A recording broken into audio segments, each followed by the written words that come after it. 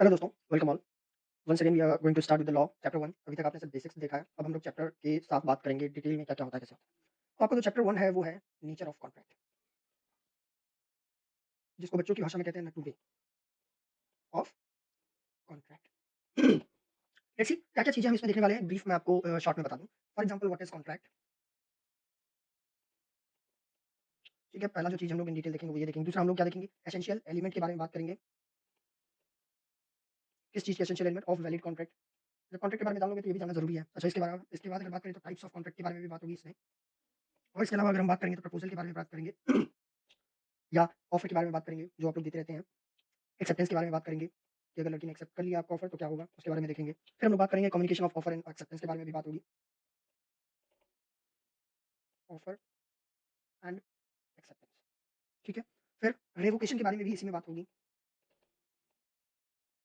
Offer and acceptance, ठीक है? फिर हम लोग इसकी नॉर्मल, बस हो गया इतना ही काफ़ी है नॉर्मल। अगर समरी की बात करूँ, ओवरऑल ब्रीफ भी मैं दे दूँगा।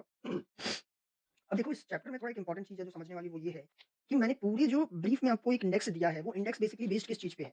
वो पूरा बेस्ड है कॉन्ट्रैक्ट के ऊपर, कि कॉन्ट्रैक्ट कैसे है, किस तरीके से काम कर रहा है, क्या-क्या चीज़ें कॉन्ट्रैक्ट में आ रही हैं, ठीक है? इसके अलावा कुछ बाहर से नहीं है। इतना समझ गया? लेट्स सी, आगे बढ़ा जाए हम लोग। सो चैप्टर को स्टार्ट करते हैं भोलेनाथ का नाम लेके, क्योंकि बहुत कुछ आपको सीखने को मिलने वाला है। तो फर्स्टली कुछ चीज़ें जो है इंपॉर्टेंट वो भी जान लो। इंडियन कॉन्ट्रैक्ट एक्ट, ये कब आया था? ये सबसे इंपॉर्टेंट चीज़ है पूरे चैप्टर में, जिसको पहले क्या कहा जाता था? पहले इसको कहते थे, तो ये जब आया था इसका एनफोर्सेबल जो डेट था, उसकी अगर हम बात करें,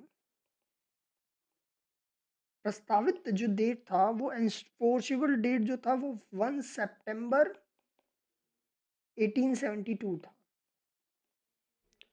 एसेंट तो डेट था, मतलब प्रॉपरली जो मार्केट में जब ये उतर गए भाई साहब, कि अब हो गया। एसेंट जो डेट था, इसको अप्रूवल मिल गया था 25 ऑफ अप्रैल 1872, ठीक है? बट एक चीज जो इंपॉर्टेंट है वो आती है पहले से जो चलता आ रहा है, एप्लीकेबल होल ऑफ इंडिया, पूरे इंडिया पे अप्लाई होता है एक्सेप्ट जम्मू एंड कश्मीर। ये इंपॉर्टेंट है, बच्चे इसी में बहुत बड़ी गलती कर देते हैं कि वो लोग इस चीज पे ध्यान नहीं देते हैं। अच्छा, मर्केंटाइल लॉ, जिसको आप कहते हो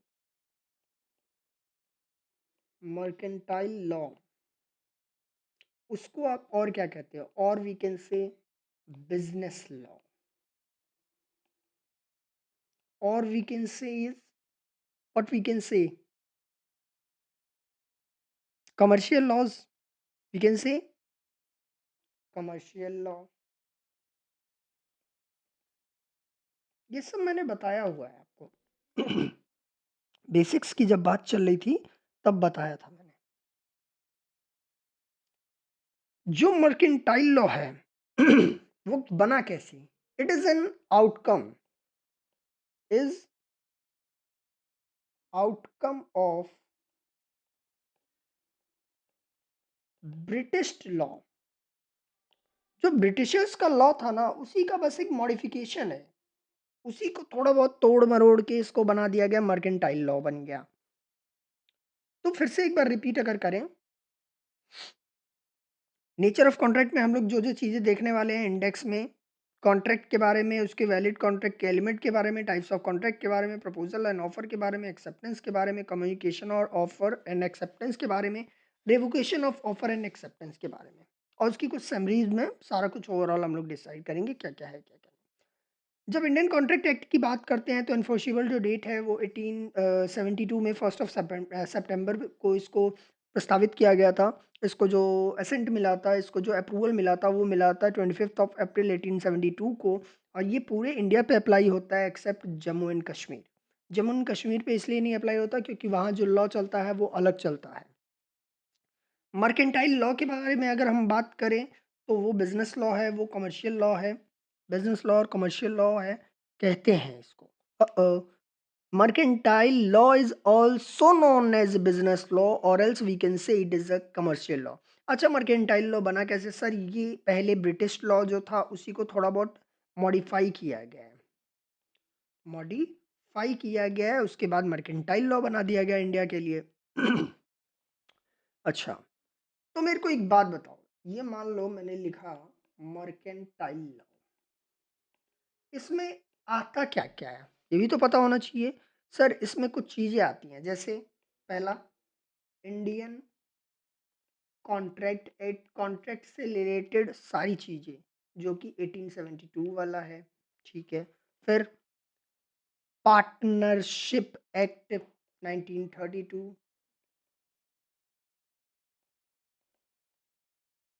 एक्ट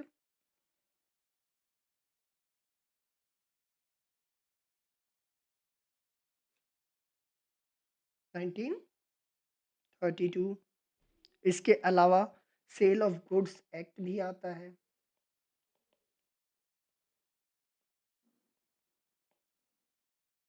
ये कब का है? 1930। ये सारी चीजें लिख लेना जरूर, बहुत इंपॉर्टेंट है, क्योंकि आप देखोगे तो चैप्टर में आप ढूंढते रह जाओगे, बुक में ढूंढते ढूंढते हालत खराब हो जाएगी, और बहुत सारे टीचर्स हैं जो बताते भी नहीं है इतना डिटेल में।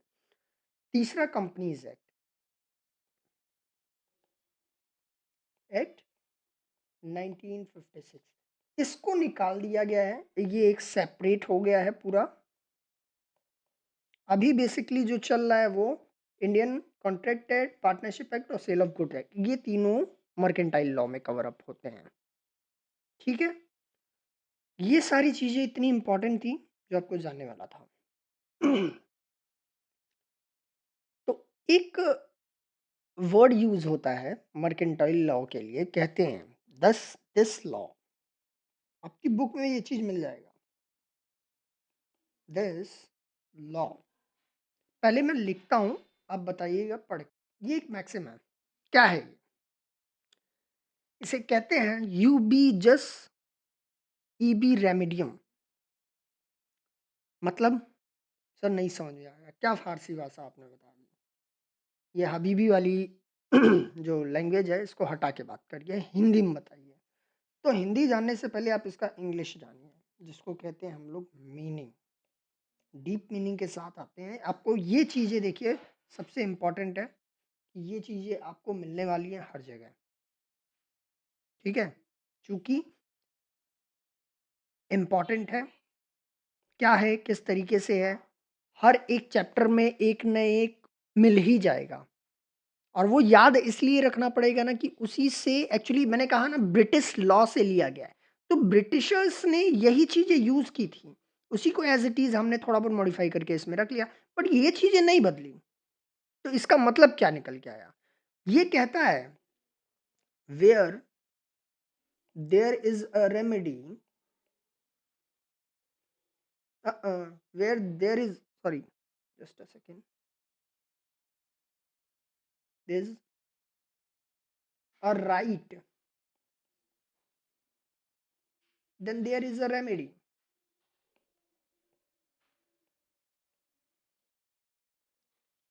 अब इसको तोड़ के समझने वाली चीज़ है कि आपको उसको एक-एक चीज़ को,